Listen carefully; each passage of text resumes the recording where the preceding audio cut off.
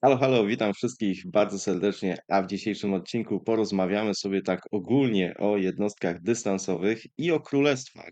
I spróbujemy odpowiedzieć na pytanie, czy te jednostki są nam w królestwie niezbędne, czy one są całkowicie zbędne i powinniśmy ich zabronić, czy może jest jakieś rozwiązanie pośrodku. Tak, wydaje mi się, że dużo mitów rośnie naokoło właśnie jednostek dystansowych i jest to dosyć kontrowersyjny temat. Ludzie ogólnie, wydaje mi się, mnożą różne wypowiedzi, które wydaje mi się nie mają za dużo związku z rzeczywistością i jak zwykle to u nas bywa teraz w dzisiejszym świecie, mamy coś takiego, że idziemy ze skrajności w skrajność, więc pierwsza skrajność to będą osoby, które będą mówiły: „Kurczę, Siege OP w ogóle robi takie raporty, że to jest zniszczenie gry, i w ogóle, coś niesamowitego i nie możemy grać, bo rywal ma tyle tych jednostek dystansowych, że nic się nie da zrobić”. A z drugiej strony będą osoby, które powiedzą, że to jest w ogóle bezużyteczne, i powinno się nadal zakazywać w ogóle robienia taczek i królestwo, które nie będzie miało jednostek dystansowych, będzie zawsze lepsze, ponieważ będzie miało więcej ludzi w polu i tak czy inaczej wygra, więc po prostu jednostki dystansowe powinny być zabronione. No i właśnie, jak zwykle to jest w świecie, prawda leży gdzieś pośrodku. Więc może najpierw spróbuję zdementować to pierwsze podejście. Jednostki dystansowe, moim zdaniem, absolutnie nie są jakimś, nie wiem, wiecie, niesamowitą bronią dla królestwa, która jest w stanie totalnie samodzielnie zmienić oblicze walki. Przede wszystkim z dwóch powodów. Pierwszy powód jest taki, że pamiętajcie, że jednostki dystansowe bez oddziałów w polu nie są w stanie zbyt wiele zrobić. To, co już kiedyś mówiłem, gdybyście mieli królestwo, które tylko i wyłącznie ma jednostki dystansowe w polu, no to ponieślibyście sromotną porażkę. Więc jeżeli ten balans jest zachwiany i będziemy mieli w polu na przykład tych wieżyczek 100, a w polu będziemy mieli tylko 20 marszy, to absolutnie moim zdaniem przegramy, tak? No bo rywal po prostu rozniesie te nasze marsze w polu i zacznie się zdobierać do naszych wieżyczek, gdzie będziemy naprawdę obrywali bardzo mocno. Więc to jest pierwsza sprawa. Druga sprawa, którą o wielu ludzi nie myśli, kiedy patrzy na raporty, które Siege robi, bo Siege jest w stanie rzeczywiście zrobić świetne raporty. Ja tutaj też mam kilka zapisanych, które moim zdaniem są bardzo dobre i to w takich sytuacjach, gdzie moje marsze pozostałe nie były w stanie w ogóle robić dobrych raportów, a te raporty są naprawdę świetne. Natomiast to, czym wiele osób, jakby na co wiele osób nie patrzy, to jest kwestia tego, jak długo trzeba czekać, żeby tego typu raporty zrobić. Niekiedy jest to kwestia 15 minut albo 20 minut. No to wtedy, jeżeli pomyślimy, że ja nie wiem, w 15 czy w 20 minut jestem w stanie ciężko ranić tylko 80 000 wrogów, no to szczerze powiedziawszy, to jest wtedy wynik już słaby, tak? No bo takim zwykłym marszem w polu niekiedy jestem w stanie to zrobić w 30 sekund, tak? No może nie aż tak, ale generalnie dużo, dużo szybciej, tak? Jeżeli będę wychodził 4, 5 marszami do pola, to będę te numery zdobywał o wiele, wiele szybciej. Więc Siege jest oczywiście efektywną bronią, on dobrze strzela, natomiast to jest kwestia po pierwsze czasu, i raporty są tylko dobre wtedy, jeżeli mamy naprawdę bardzo dużo czasu, kiedy my możemy sobie strzelać, a rywal nas nie goni, i my możemy sobie takie jakby wolne strzały w niego wypuszczać. No i właśnie wtedy, kiedy nie musimy uciekać, tak, nie musimy się przestawiać, ponieważ mamy inne, marsze w polu. Więc jest to dosyć duże ograniczenie, które w wielu momentach gry, wojny w Rise of Kingdoms będzie nam po prostu ich sprawiało, że te nasze jednostki dystansowe będą wręcz, powiedziałbym, nieprzydatne. Ale oczywiście to, że tak jest, to nie sprawia, żebyśmy przechodzili od razu w drugą skrajność, czyli graczy, którzy mówią: „Tak, zabraniajmy taczek, bo to jest w ogóle bez sensu, będziemy mieli mniej marszy w polu i w ogóle koniec świata”, i tak dalej, i tak dalej. No to też nie jest prawda. Ponieważ jednostki dystansowe, szczególnie teraz po tych, zmianach, które będziemy mieli, czyli po wejściu epickich dowódców, po wejściu w ogóle nowych legendarnych dowódców i tak dalej, i wiele osób, tak jak ja, ma zaoszczędzone dosyć dużo tych, złotych rzeźb, które mogą teraz zainwestować. Chodzi mi o tych, którzy nie grają piechotą, bo piechota akurat miała dużo do wydawania, ale, zejdźmy na ziemię i wróćmy, do tego, o czym o czym mówiłem, więc jest teraz całkiem niezła szansa, żeby zainwestować. I teraz to, co powinniśmy sobie zdawać sprawę, to to, że wiele osób nie wychodzi już do walki 5 marszami, już albo dopiero, bo to zależy po prostu od tego, jak mamy rozwinięte konto. No i właśnie, jeżeli mamy ekwipunek na kilka marszy, tak jak ja mam na przykład 2 takie marsze naprawdę bardzo dobre, te moje marsze łuczników. Mam 2 marsze, jeśli chodzi o kawalerię i piechotę po jednym marszu, które są takie powiedzmy w porządku, ale ten ekwipunek ani uzbrojenia, umówmy się, nie jest to nic nadzwyczajnego. No i ten mój 5. marsz łuczników, który mam, on jest taki biedny, jeśli chodzi o ekwipunek zwłaszcza. I szczerze, on mi przynosi tak słabe raporty, że często z niego po prostu rezygnuję, tak? I nie gram na te 5 marszy i wtedy te moje jednostki dystansowe, jeżeli akurat jest taka sytuacja, gdzie mogę ich używać, są naprawdę fantastyczne. Wtedy sobie zamiast grać 4 marszami, tak jak pewnie bym to zrobił, albo 3, dodaję sobie zawsze ten jeden mój marsz dystansowy i on robi jedne numery. I oczywiście mój jeden marsz dystansowy nie zmieni oblicza pola walki u nas na królestwie i tak dalej. Natomiast on jest w stanie zmienić oblicze pola walki, kiedy tych jednostek dystansowych będziemy mieli dużo. Kiedy się okaże, że w królestwie nie tylko ja zacznę tak robić, ale zacznie te małe obrażenia, te powolne obrażenia zadawać więcej osób, to są takie sytuacje, gdzie rzeczywiście możemy zrobić różnicę dzięki tym jednostkom dystansowym, bo to jest tak, jakbyśmy zamiast nic nie zadawać, zadawali pewne obrażenia.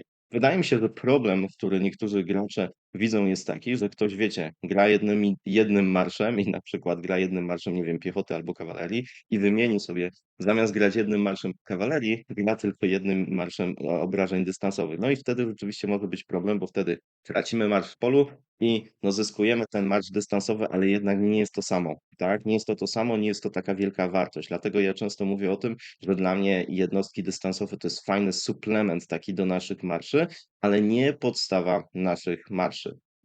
Dlatego uważam, że to nie jest tak, że te jednostki są bezużyteczne, bo one naprawdę są w stanie zrobić różnicę. I teraz zrozumcie mnie też dobrze, kiedy ja mówię, co to znaczy zrobić różnicę. Ja nie mówię o tym, że jednostkami dystansowymi wygracie albo przegracie KVK.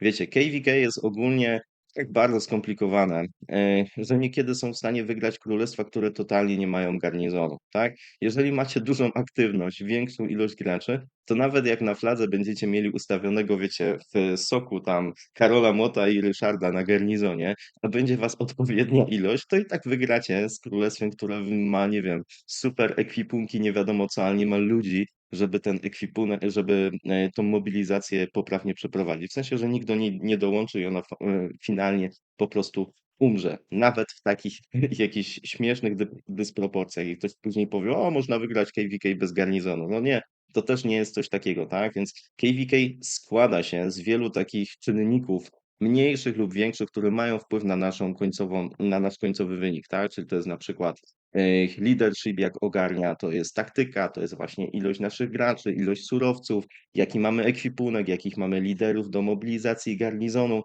I te wszystkie rzeczy osobno nie są w stanie wygrać KVK, ale one tworzą jakąś całość, dzięki którym możemy wygrać albo przegrać. I jedną z tych składowych, wydaje mi się, są też jednostki dystansowe. Pytanie jest takie, ile, żeby nie przesadzić, tak? No bo wydaje mi się, że tutaj też jest pies pogrzebany. Zależy od tego oczywiście, ilu mamy graczy, bo będą też tacy gracze, którzy zdecydują się na przykład na granie tylko jednostkami dystansowymi. I teraz, czy powinniśmy takim osobom zabronić na królestwie, bo oni, jak już mówiłem parę razy wcześniej, na pewno będą wszystkich, może nie wszystkich, tak, to znowu przesada, wiele osób będą irytować. Dlaczego? Dlatego, co mówiłem, jednostki dystansowe polegają na tym, że inne jednostki naszych sojuszników walczą w polu, a my, można by powiedzieć, zdobywamy łatwe kile, właśnie dzięki temu, że strzelamy z dystansu, a nikt nas nie strzela. I teraz tak, to jest prawda, że dzięki temu robimy dobre raporty, zużywamy mniej surowców, ale pamiętajmy też o tym, że wymagane jest wtedy naprawdę bardzo dużo czasu, żeby być przy tym i obserwować, co się dzieje. w walce i będziemy musieli być naprawdę bardzo aktywni, żeby zrobić bardzo fajne numery, z tym naszym Siege'em. Także to też jest plus i minus i oczywiście wiele wydarzeń będziemy naprawdę mieli bardzo ciężko, jeżeli skoncentrujemy się tylko i wyłącznie na jednostkach dystansowych. No i teraz kwestia tego właśnie, jak to wygląda w królestwach. Królestwa oczywiście będziemy mieli różne. Będziemy mieli olbrzymie imperia, gdzie będziemy mieli, nie wiem, 300 graczy. Jeśli chodzi o wojnę, tak, kiedy wychodzimy do walki, to na przykład pojawia się wtedy 300 graczy, a będziemy mieli takie królestwa, kiedy jak przychodzi do wojny, to pojawia się, nie wiem, 15 graczy. I teraz to jest właśnie kwestia jakiegoś tam balansu. I wydaje mi się, że ogarnięte królestwa będą szukać tego balansu. W sensie takim, że wiecie, no nie może być tak, że macie, nie wiem, wydajmy na to, że jest 50 osób, których się pojawia do wojny, tak? No jeżeli 25 z tych osób będzie się koncentrowało tylko na jednostkach dystansowych, nie wystawi żadnych innych marszy do pola, to będzie oczywiście niedobrze, tak? Natomiast jeżeli będziemy mieli właśnie te 50 osób i każdy wystawi, nie wiem, 4-3 marsze do pola i oprócz tego wystawi jedną dystansową, to wtedy może być ciekawie. Warto, wydaje mi się też, na królestwie mieć taką osobę, która jest zdecydowana i skoncentrowana bardzo na tych jednostkach dystansowych. Dlaczego tak? Bo ktoś powie, że o, takie osoby to już są w ogóle zbędne na królestwie. Ja uważam, że nie jest dobrze, jeżeli mielibyśmy na małym królestwie, o którym na przykład teraz mówię, tam 10 takich graczy. Bo w wielkim imperium to chyba jeszcze ujdzie, ale w takich zwykłych królestwach powiedziałbym, że 10 takich graczy to wydaje mi się, że jest za dużo. Natomiast wydaje mi się, że w każdym królestwie dobrze by było mieć przynajmniej jednego takiego gracza. Dlaczego?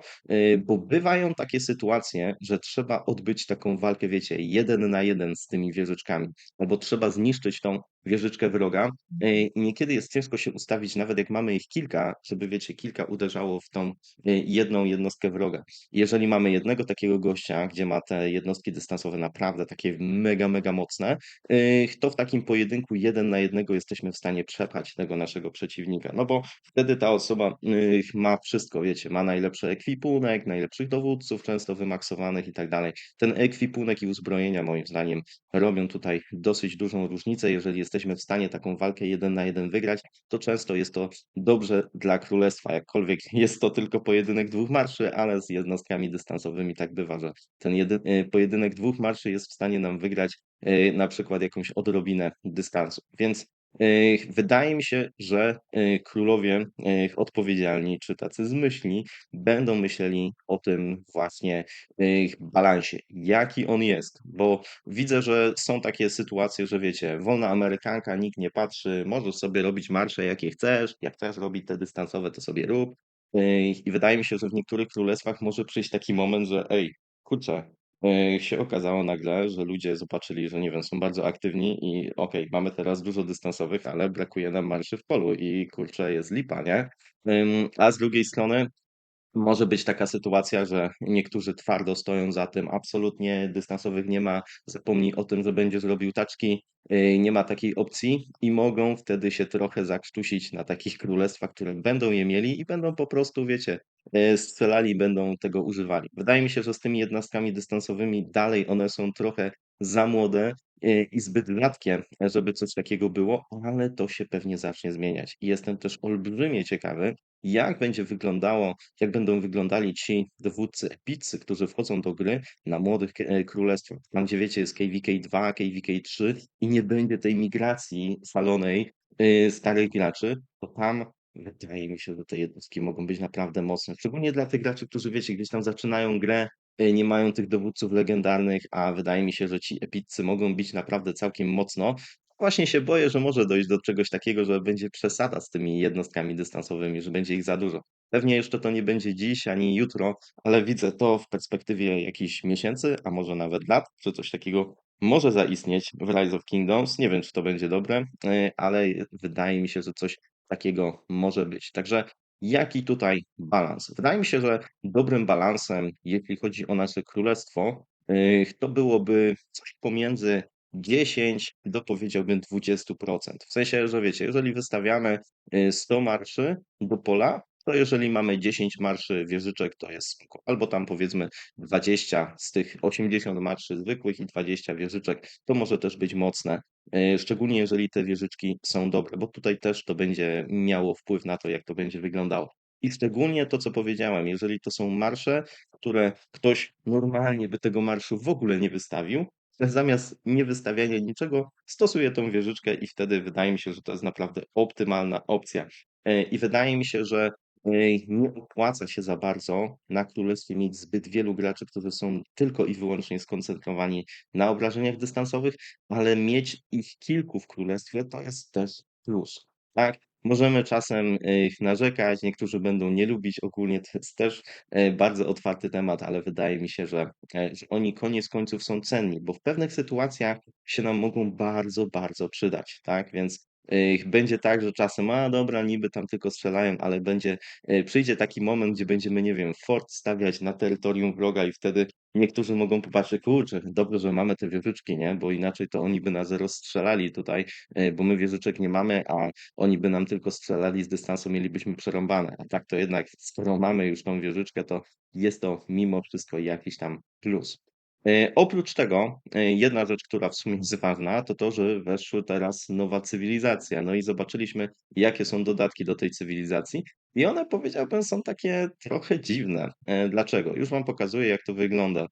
Czyli mamy zwiększone normalne obrażenia i obrażenia dystansowe o 3%. No i teraz, okej, to jest oczywiście dobre dla jednostek dystansowych. Oprócz tego mamy statystyki i mamy 5% tutaj, ale łuczników. I my jest takie, przecież łuczników nie używamy do ataków dystansowych. Wiecie, jest tyle tych dodatków, jeśli chodzi o taczki, o siege, że no nie opłaca się używać za bardzo łuczników do obrażeń dystansowych, szczególnie, no chyba, że jesteśmy gdzieś tam na początku, nie mamy tych taczek, rozumiem, no ale znowu bez przesady. Dlaczego tak jest? Wydaje mi się, że może z jednej strony ta pierwsza statystyka jest bardzo dobra, wydaje mi się, bo to naprawdę jest super statystyka i może podeszli do tego w ten sposób, kurczę, skoro już daliśmy taką jedną super statystykę, to już tą drugą zostawmy, już nie róbmy tego. Wydaje mi się, że te 5% obrony to na dzisiejsze Rise of Kingdoms to też nie jest nie wiadomo co. I obrona nie jest w ogóle taka ważna w tych jednostkach dystansowych. Gdyby dali po prostu tutaj zamiast Archer Siege, no szczerze, wydaje mi się, że nikt nie byłby ani zaskoczony, ani nie byłby jakoś specjalnie zbulwersowany tym, że tak jest. Mogli też w razie czego dać, nie wiem, prędkość marszu albo zmniejszyć to nawet do 3%. Dzisiaj te 5% to naprawdę wydaje mi się, że to jest prawie że nic. Oprócz tego będziemy mieli zwiększoną prędkość zbierania złota, które jest spoko, ogólnie rzecz biorąc, wiadomo, no to jest jeszcze 10%, więc 10% szybciej zbierania złota. Wydaje mi się, że nie ma do tej pory ani jednej takiej cywilizacji, która miałaby taką statystykę, więc jeśli jesteśmy skoncentrowani na zbieraniu na przykład tylko złota, nie wiem, gdzieś tam na farmie, to jest jakaś opcja. Ja nie będę tego zmieniał, bo w sumie na farmach wolę jednak mieć tą cywilizację Hiszpanii, ale coś w tym jest. Czy to jest coś takiego, co będzie się opłacało ogólnie zmieniać? To już mówiłem wcześniej, kiedy ta cywilizacja w ogóle się pojawiła, że wydaje mi się, że ona będzie bardzo, ale to bardzo niszowa. No bo tak jak powiedziałem, tych graczy, którzy będą mieli tylko i wyłącznie jednostki dystansowe, będzie, wydaje mi się, niewielu.